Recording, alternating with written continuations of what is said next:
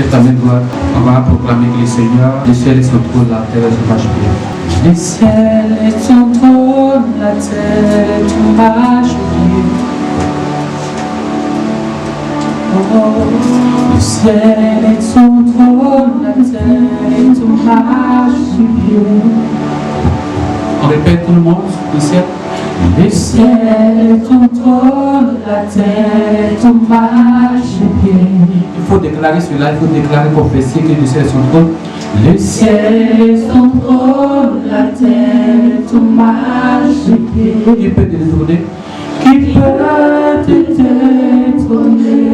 Yahweh. Yahweh, qui peut te détrôner? Yahweh. Yahweh. Matthieu 2, verset 1. Matthieu 2, verset 1. Jésus étant né à Bethléem en Judée, au temps du roi Hérode, voici des mages d'Orient arrivèrent à Jérusalem. Et dit, où est le roi des Juifs qui vient de naître? Car nous avons vu son étoile en Orient et nous sommes venus pour l'adorer. Amen. Merci. La Bible déclare que les rois mages ne sont pas des mages, ce sont des personnes qui ont plus la connaissance de la spiritualité, des occultistes. Ces rois ont marché jusqu'à Bethléem pour voir ce monsieur qui est né, qui s'appelle Jésus. Si trois rois, ils ont l'argent, ils ont un royaume, ils ont des trônes, ils ont de l'or, ils ont tout. Ces rois leur marchent, ont quitté les demeures jusqu'à venir s'allumer pour voir Jésus. C'est pas nous qui ne sommes même pas rois, on ne peut pas aller à l'église. C'est pas nous qui n'avons même pas de royaume. C'est pas nous qui ne pouvons pas nous déplacer pour aller à l'église. J'exhorte quelqu'un d'aller dans la maison de Dieu chaque dimanche. Et ces personnes-là ont marché jusqu'à aller voir Jésus. Je vais arriver tout à l'heure, mais suivez-moi très bien. La question que je pose d'abord, pourquoi la date de la naissance de Jésus a été cachée dans la Bible?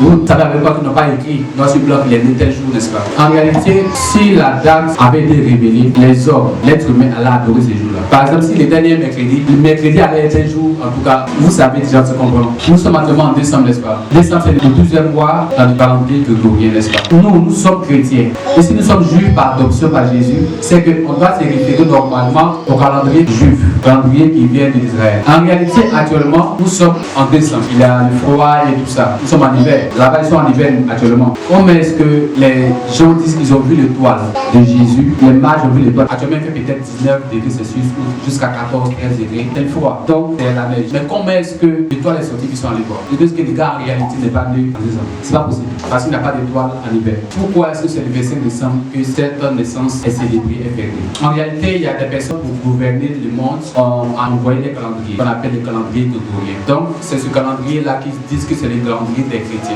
Les religions, toutes les religions se respectent un calendrier. Comme on ne connaît pas l'année, donc ces personnes ont inventé une date, ils ont simulé une date qui est le 25 décembre parce qu'on ne connaît pas la date réelle.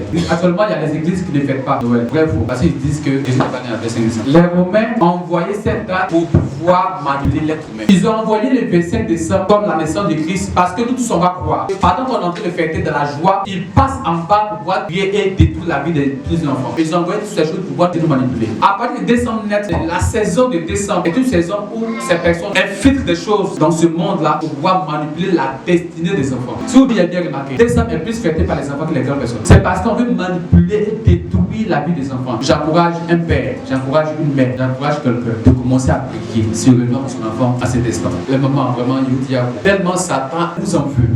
Si détruit la vie de ton enfant, tu as eu et tu n'as pas eu. Donc, pour que Satan puisse vous avoir, il va passer par vos enfants. Veillez sur vos enfants. Je prie que ton enfant ne meure pas avant toi au nom de Jésus. Amen. Après les mamans, les papas, suivez bien.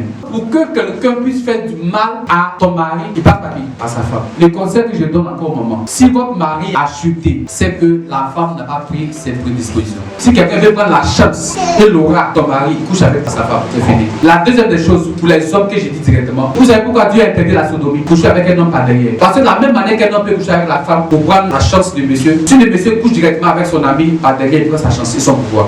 En cet instant de décembre, je vais prier pour tous les enfants.